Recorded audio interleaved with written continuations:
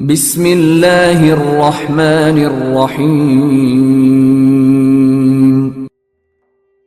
حضرت عبداللہ بن عباس رضی اللہ تعالیٰ عنہ سے منقول ہے، ایک دفعہ حضرت عیسیٰ علیہ السلام کے ماننے والوں نے آپ سے کہا، اگر آپ کسی ایسے انسان کو زندہ کریں جس نے حضرت نوح علیہ السلام کی کشتی دیکھی ہو تو ہم اس سے کشتی کے بارے میں باتیں جان لیں، تو وہ کون ہوگا؟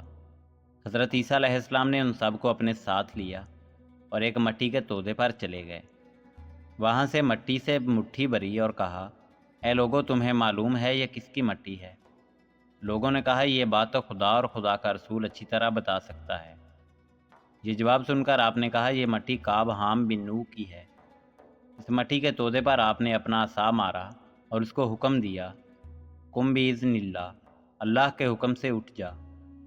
جب آپ نے یہ حکم دیا تو مٹی کے اندر سے سفید بالوں والا آدمی اپنے بالوں سے مٹی جھاڑتا ہوا اٹھ کھڑا ہوا۔ حضرت عیسیٰ علیہ السلام نے اس شخص سے سوال کیا کہ جب تم مرے تھے تو کیا بوڑھے ہی تھے؟ اس نے جواب دیا، نہیں، میری موت جوانی میں ہوئی تھی، لیکن اب میں اٹھا ہوں تو مجھے ایسا لگتا ہے جیسے قیامت آ گئی ہے، اور اسی خوف نے ہی میرے بال سفید کر دیے۔ پھر حضرت عیسیٰ علیہ السلام نے اس شخص سے حضرت نوح علیہ السلام کی کشتی کی تفصیل بتانے کے لیے کہا۔ پھر اس نے بتایا، حضرت نوح علیہ السلام نے جو کشتی بنائی تھی وہ لمبائی کے لحاظ سے 1200 گز کی تھی اور اس کی چوڑائی 600 گز تھی۔ اس کشتی کو 3 حصوں میں بنایا گیا تھا۔ سب سے اوپر والے حصے میں پرندے موجود تھے، درمیان والا حصہ انسانوں سے بھرا ہوا تھا، اور سب سے نیچے والے حصے میں وحشی اور دوسرے جانور تھے۔ جب جانوروں نے نیچے والے حصے میں گوبر پھیلانا شروع کر دیا تو اللہ تعالیٰ نے وحی نازل کی کہ آپ ہاتھی کی دم کو کھینچیں۔ آپ نے جب دم کھینچی اور اس کے اندر سے نار اور مادہ چوہے نیچے گرے اور اس غلاظت کی طرف بھاگے، لیکن جب چوہوں نے لکڑی کاٹنا شروع کر دی تو اللہ تعالیٰ نے حکم دیا، شیر کو اس کی آنکھوں کے درمیان مارو۔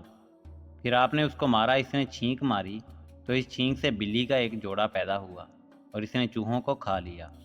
اس سے آگے آپ نے پوچھا، حضرت نوح علیہ السلام کو یہ بات کس طرح معلوم ہوئی کہ شہر برباد ہو گئے ہیں؟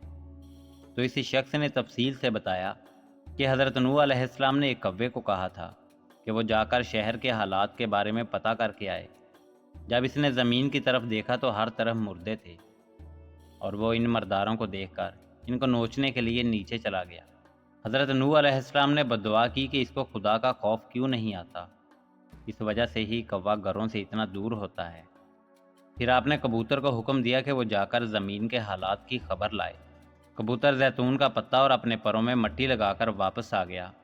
حضرت نوح علیہ السلام نے اس کی یہ حالت دیکھ کر اس بات کا اندازہ لگایا تھا کہ طوفان الہی نے زمین میں رہنے والوں کو غرق کر دیا ہے۔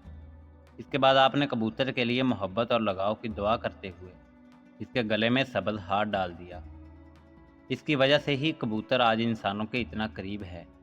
پھر حواریوں نے کہا، اے خدا کے رسول، ہم اسی شخص کو اپنے گھر لے جاتے ہیں، وہاں ہم اسے اپنے ساتھ بٹھا کر باتیں سنیں گے۔ تو آپ نے کہا کہ یہ نہیں ہو سکتا، کیونکہ خدا تعالیٰ نے اس دنیا سے اس کا رزق ختم کر دیا ہے۔ پھر آپ نے اس سے کہا کہ خدا کے حکم سے واپس چلے جاؤ۔ وہ دوبارہ اپنی قبر میں چلا گیا اور مٹی کا ڈھیر بن گیا۔ حضرت ابن عباس رضی اللہ تعالیٰ عنہ سے روایت ہے کہ کشتی میں حضرت نوح علیہ السلام کے ساتھ جو لوگ سوار تھے ان کی تعداد 80 تھی۔ اس میں ان کے اپنے گھر والے بھی تھے۔ کشتی نے 150 دن کا سفر کیا۔ کشتی کا منہ مکہ مکرمہ کی طرف تھا۔